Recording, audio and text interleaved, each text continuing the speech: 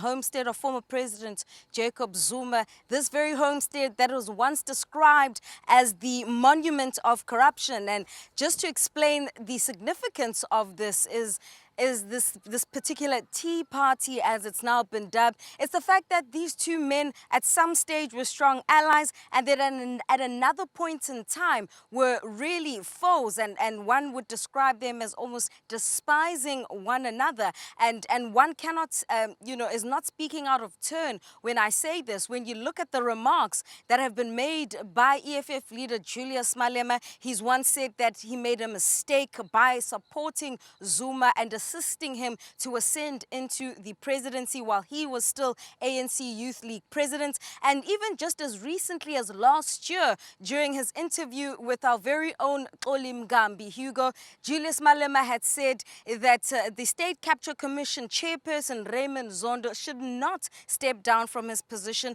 and that this particular man called Jacob Zuma should be chained from Nkandla. Let's actually play that bite for you and hear Malema's words. I don't know what are the powers. That is the man who must be chained. That one, who must go fetch from Nkandla. And he must come and answer here. Because Zuma engages in extremely stupid things. And he doesn't want to be held accountable. Incredible, Zienda, that there seems to be this about turn by Julius Malema.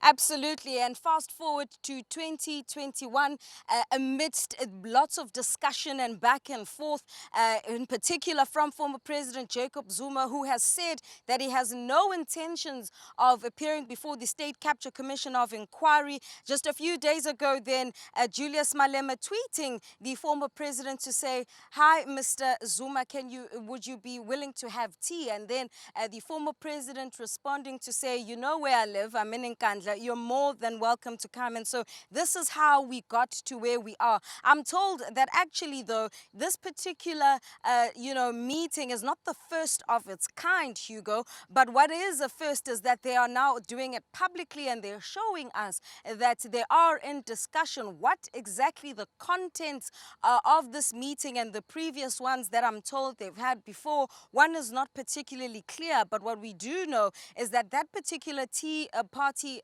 or tea meeting that was made, the request that was made by Malema, comes at a time then when the former president has basically said that he's going to defy the Constitutional Court ruling. It also comes at a time, Hugo, when the former president just a few days ago himself was supposed to meet with Bongi Nkosi Kanyile. You'll remember him. He was an EFF student leader who was actually arrested during the Fees Must Fall protest. And so one has been told that, there have been lots of meetings with the former president and young people. Is this what this conversation is going to be about? Are they going to be talking about the former president appearing before the State Capture Commission of Inquiry? Are there other political, discussions that are meant to take place? Because some are calling this a meeting of the alliance of the vulnerable. When you look at the work of the State Capture Commission of Inquiry, others are saying that, Malema's reaching out to the former president publicly